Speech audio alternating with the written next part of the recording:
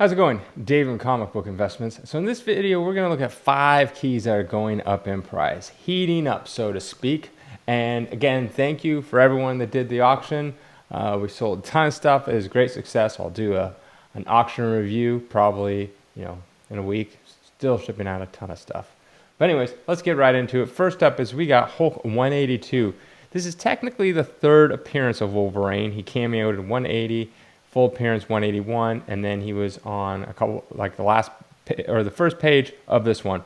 A 5.0 is up 41% from 176 to 249. A 7.5 is up 50% from 250 to 375. And 8.5 is up from 351 to 450. That's up 28%. As you can see, it went up kind of. You can see where the comic boom happened, and then kind of started going down. But it looks like it's starting to trend up again, and that's something I've seen. I think it was last week or the week before, whenever I did a Giant Size X-Men #1 on there. And our Giant Size X-Men #1 sold for a really good price. I was actually pretty surprised that it sold for $6,000 at 8.0. Now, it's not a record price, but obviously the records are held by the comic boom.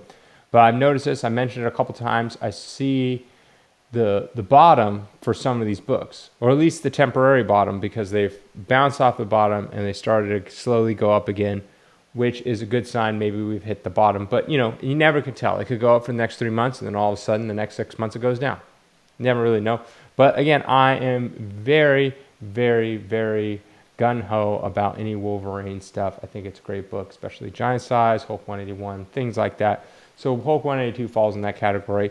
A lot of you know I'm holding back my Hulk 181s, also a bunch of Hulk 180s. I also have a few 182s. I don't hold them back as much. I would consider them the 3rd on the list, 181, 180, and then 182. Next, we got Marvel Preview #4, first appearance of Star-Lord. A 7.5 is up 40% from 265 to 370. An 8.5 is up 43% from 350 to 500. And a 9.8 is up 15% from peaking back at 2880 and now selling for 3,300 currently. Guys don't know, this is a magazine size. They were able to skirt the comics code if they did magazines, because magazines apparently were the same as comic books. I don't know how that works. Whatever. It's the same with Mad Magazine. They weren't under the laws of the Comics Code Authority, and that was the only one that survived for EC Comics for many, many years. But nonetheless, this first appearance of Star-Lord, a pretty much nothing character until Guardians of the Galaxy movie came out. He appeared in Marvel Preview a couple times. Then he appeared in, I believe, Marvel Premiere, I think it was. Yeah, Marvel Premiere, he appeared, I think, once or twice. And then just kind of here and there.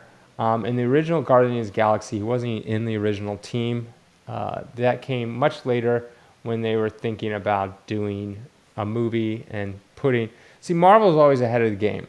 They know that this character and that character is most likely going to appear in this and that. So they start pumping them in different things, whether it be comic books, video games, even cartoons, before the movies comes out. So when some people are somewhat introduced to them and there's somewhat hype going to them. So if you want to know what's going to happen, look to like video games and comics, well, obviously comics, but if you want to know what's happening in the TV movie world, just look to like those things ahead of time. Like I think Rocket Raccoon appeared in Marvel vs. Capcom #3, I think it was. And that was way before Guardians came out. And I was like, asking my friends, why is this character in? He's like, oh, they're thinking about putting him in some movie. And I was like, really? That's so random. So look to those. Next, we got a great one, Sensation Comics #1. This is the 2nd appearance of Wonder Woman, 1st appearance of Wildcat, 1st appearance of Mr. Terrific, and 1st appearance of the Gay Ghost. Yes, the Gay Ghost. A 4.5 is up 50% from 28,000 to 43,000. That was from 2021, about mid-2021, nearly up 50% from there. And then we got... let's see, a 6.0 went from 8,400 back in 2011. The next sale was 86,000, up almost 1,000%. A 7.5 is up 622 from recently just sold for $96,000. The previous one was all the way back in 2013 for $13,000. Man, I don't think I've ever had this book. Have I? I might have like a coverless copy or something, but this is a good golden age to have. These are like the type of books you have, hold, dust them off 5 or 10 years later, sell them, and you're guaranteed to make profit. It's just one of those things. This is a great book. Second appearance of Wonder Woman. She first appeared in All-Star Comics 8, and she wasn't on the cover, but this is a cover appearance. She appeared here, and then she got her own, well, this was her own series kind of, but then she also got Wonder Woman 1, which I have in my vault. But yes, can't say enough about this book. It's Wonder Woman, massive, massive, massive character. And this is a great book. If you got some of those golden age dollars lying around, this is a good one to get. All right, next we got Sandman #1. A 9.4 is up 27% from 237 to 302. A 9.6 up 18% from averaging 325 last couple months to now 382. A 9.8 is up 15% from averaging 791 to now averaging 907. You can see that little tiny uptick there. So what happened? This book was, I think, on my dropping list a couple months ago. Well, the TV show came out. I think a couple weeks ago, not a week ago, somewhere around there. I can't remember exactly. Came out. That gave a boost. So if it's good, which from what I've been hearing, it is good. I'm on episode 4 myself, and I enjoy it very much so. There was one thing that I was super annoyed about, but then later I found out the reasons why, and I was like, okay, that makes sense. I'm not as annoyed anymore because I thought they were just kind of doing something for just whatever reasons. Hollywood does things. But in any case, they didn't. It's really good. I think as far as I know, it kind of captures it. It's very fantasy-ish. The cinematography is great. Like just it feels like you can always tell, like all of a sudden they do a shot and you're like, straight from the comics. Like it's like I like that when they do that. They try to like integrate a panel from the comics and try to like, boom, let's just put it in there and like hang on that frame for a little bit. I'm really enjoying it so far. Like I said, I think I've seen episode 4 or 5, one of those ones. I would recommend it. It actually makes me want to go and, like, I've read the first one. I have not read anything past that. I might have thumbed through issue 8, and now it makes me want to read them. And that's what a show should do. It should make you fall in love with the characters, make you want to find out more, read more of the lore, things like that. So that's why this is going up. So unlike the Eternals, right?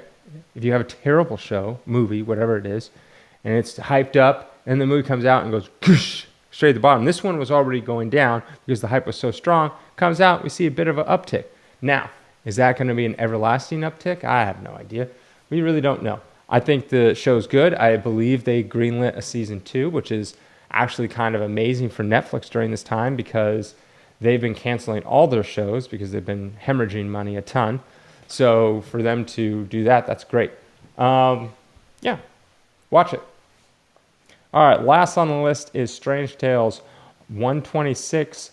We got a 3.5 is up 14% from 271 to 310.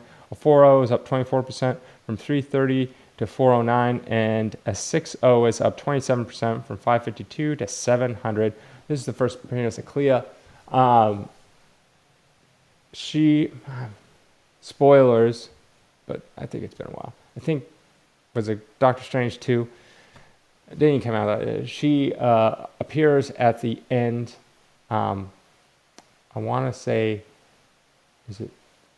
I can't remember actress Charlize Theron. Is that who it was? I don't remember now. But she shows up and gives Doctor Strange like a third eye, or I can't remember. It's been a while since I've seen that movie, but something about a third eye. Anyways, that's why this book is climbing up, and as you can see from the graph that it's just kind of going up. Will continue to rise. I don't even know if she will be, I mean, I'm assuming she's going to, but you never know what they decide to do in the future. I don't even know when the next Doctor Strange movies coming out anyways. I don't remember seeing it on that slate, and if it is, it's not for many, many, many, many, many years. But nonetheless, I mean, it's old Silver Age. That's good. It's got going for it. Yeah, I mean, I could see it kind of being a good long-term investment. I think there's better books that you can get, in my personal opinion. I think this is the type of book that will, it's very risky play because I feel like it wasn't much of an anything book before, and she's not like a big character. So you're hoping that the actress that plays her knocks it out of the park. We end up getting multiple movies or TV shows or something with her in it to really build up this character, because if she's just a one and done, it will help the book. If the book's down here 5 years ago, it's definitely going to be like here after the movie, even the movie's garbage, right? Because any type of thing like this, like me, getting more eyeballs on the character makes people want it more. Just like I was saying about Sandman. Now I want to read it. Well, I'm not the only one that probably thinks that. That's why certain things go up, because you get eyeballs on that character. Even the movie sucks, there's someone out there that's going to love it, right? I mean, I have music. Someone out there listens to my music and it's not that good. Well, I think it's okay. But there's someone out there that's a massive fan of my music. Why, I don't know. But there's tons of better music out there. But, so it doesn't matter how bad your movie is. Like, there's people like The Eternals, and they love it. I don't know. I didn't think it was very good at all. But there's going to be someone out there. And so that's what you need. You need eyeballs on the comic, eyeballs on the character. So they read the comic, collect the comic, all that kind of stuff. That's why I like Iron Man. It's like super expensive now. It was never this expensive before the movies. But Iron Man became such a huge character. You got kids that watch it and now have money, and then they want to buy his first appearance. You got like teenagers that are watching it, like adults watching it, and now they want to buy it. That's what you need. That's what you need. So this book, it's going to be higher than it was before, but you're kind of banking on the character to be good. Have a good weekend.